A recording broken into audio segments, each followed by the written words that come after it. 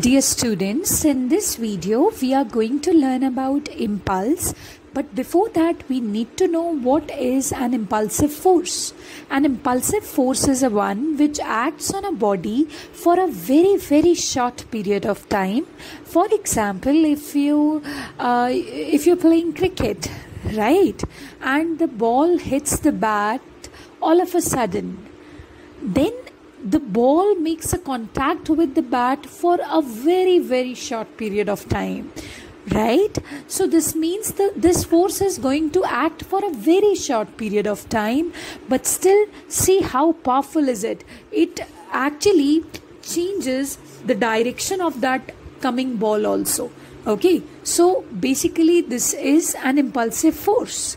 Remember that impulsive force does not remain constant. Its magnitude changes. Its magnitude becomes 0 to maximum and then maximum to 0. Okay. Basically, its effect is measured. It's not possible to measure precisely the magnitude of an impulsive force, because the example that I gave you, suppose if you are kicking a football, so it's very difficult to measure the force with which you have exactly done that, because that actually has a varying magnitude over the time. So impulse of a force means total effect of the force with respect to the time, for whatever time the force has been applied. So what has been the total effect of the force? Okay, please try to get it. So impulse is that quantity which is mathematically written as average force. Why we are writing average? Because we do not know the exact magnitude of an impulsive force, multiplied by the time for which this all prevailed. Okay, according to Newton's second law, F vector equals to dp vector by dt, rate of change of momentum. Since momentum is a vector quantity, force is a vector quantity, so I have put the signs. So similarly, if you will take dt to the other side, it will become f dt equals to dp vector. Did I tell you one rule of integration, that when you integrate dx, simply dx, that means you are integrating 1 dot dx. So you are integrating 1 with respect to x. Okay, so when you are doing that, I told you a rule, if you remember, that when some power is integrated, okay, when you want to carry out the integration with respect to x and the variable is also x here and its power is given, then there is a power rule of integration which says that xn plus 1 upon n plus 1 plus c, if you remember. Similarly,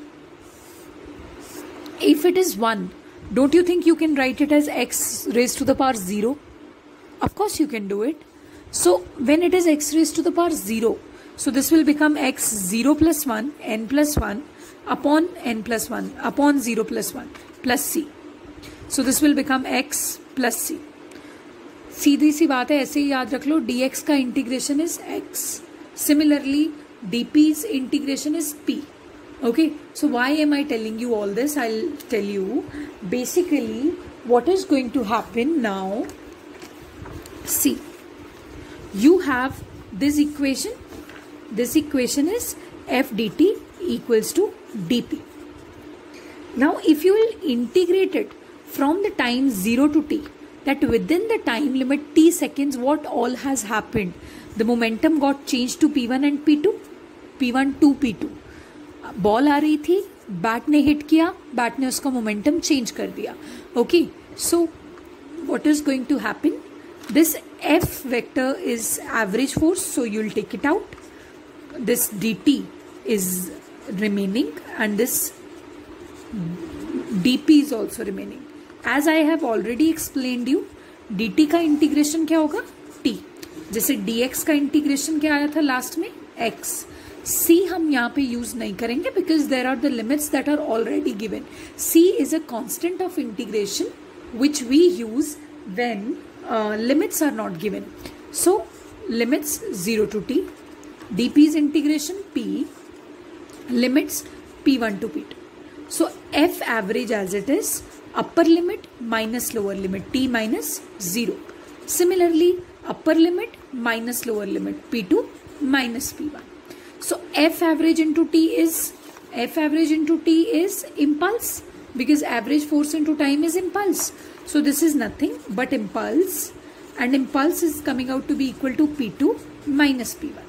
p2 vector minus p1 vector, यानी impulse कुछ नहीं होता, सिर्फ change in momentum होता है. Suppose you have applied a force over some object and its momentum got changed. So what change in momentum has come is actually equal to impulse.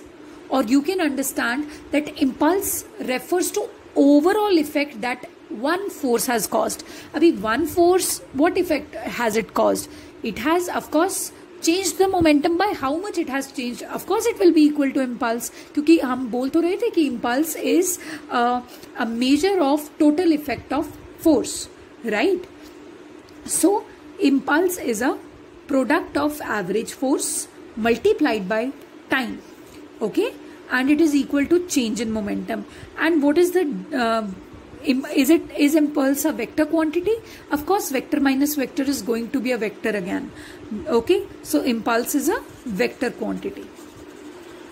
What is the dimensional formula? Now momentum minus momentum is a momentum again. Just like if you have 70 kgs minus 20 kgs, answer is 50 kgs, no, not 50 milliliters, right? So basically if it is momentum minus momentum, you're going to get momentum only, na. So abhi impulse is basically a momentum, so its SI units will be the same as that of momentum. Point number 1. Point number 2, its dimensional formula will be the same as that of the momentum. So what about impulse? SI unit momentum का क्या होता है? Momentum is mass into velocity. Similarly impulse is kg meters per second. I hope it's clear. And what about the dimensional formula? ml1 t minus 1. It's as simple as that. So after that, when the dimensional formula is with us, SI unit is with us, and one more thing, SI unit is also written as Newton second. Because impulse is force into time, no? So force is measured in newtons, time is measured in seconds, right? So it is also written as Newton seconds. Next is I'll tell you a curve. I'll tell you a very important curve for impulse. Just give me a second. Suppose you have FT graph, impulse time graph actually. This is average force here. This is time here. ये time 0 से extend हो रहा है. So one time interval is t1 and the other one is t2, and here also one force is f1 and the other force is f2. ठीक है. अभी basically suppose करो to curves हैं जिनका एरिया सेम है. So this is f2 t2 and this is f1 t1. ठीक है. सो f1 force is greater than F2 force, and F2 force the time T2 is greater than the T1. So suppose in case if F1 T1 is equal to F2 T2, which means the area under the curve, talking about F1 into T1, this is F1 is this, force axis pe F1 is this, T1 is this, so length into breadth, area under the curve, okay? So F2 T2, F2 is this, T2 is this, again the area under the curve. So if they are equal, अगर ये दोनों areas equal हो जाएं, बस एक थोड़ा length में है एक थोड़ा ब्रेड्थ में, बट एरिया का मैग्नीट्यूड इक्वल है, तो उस केस में don't you think that F1 is larger, so T1 is smaller, F2 is smaller, so T2 is larger.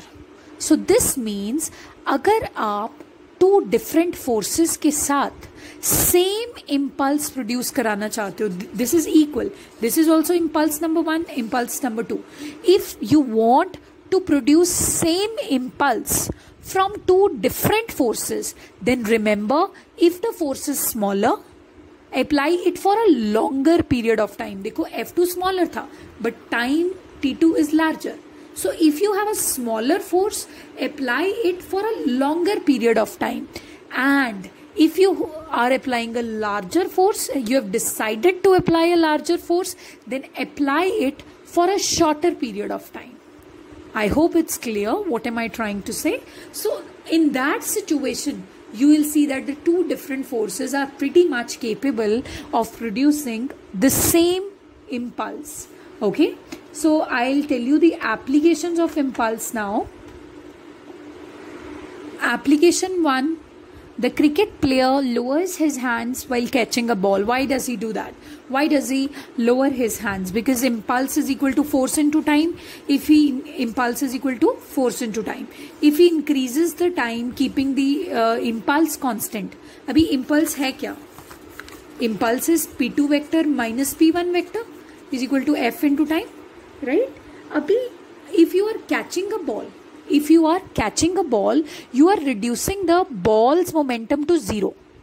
क्योंकि मोमेंटम होता है मास इनटू वेलोसिटी, और जब आप बॉल कैच कर रहे हो, आप बॉल को स्टॉप कर रहे हो, तो आप उसका वेलोसिटी 0 कर रहे हो. And if the velocity is going to be 0, that means momentum is going to reduce to 0. ठीक है, तो आप momentum, you are changing the momentum, you are reducing the momentum to 0. And the fact is, in how much time you have brought this change. So force is equal to impulse upon time. Impulse is a constant stuff here because you have to stop a ball, na? So F is inversely proportional to time. So this means when the time taken by the player is more. So this means when the time taken by the player is more, the force is going to get reduced. So that's why when a player actually catches a ball, he holds his hands down because he wants that the time gets increased, because when he does so, the force gets eventually decreased, and that's how the ball does not hurt his hand. So it's a very practical application that by increasing the time, you decrease the force. So next is when a person falls from a certain height on a cemented floor. अभी cemented floor क्या होता है? It does not yield, like it does not expand when a person falls on it. If likewise you are falling on a sand, the heap of sand somehow expands, ना? It somehow gives the space. तो cemented floor ऐसा नहीं करता. तो ऐसे में क्या होगा? All of a sudden, बहुत जल्दी उसका मोमेंटम 0 हो जाएगा. तो अगर टाइम कम है बहुत, जिसमें मोमेंटम 0 हुआ है, दिस मीन्स फोर्स जो उसकी बॉडी फील कर रही है because of the cemented floor, that is pretty much, and that's why person gets serious injuries. So this is also an application of impulse, right?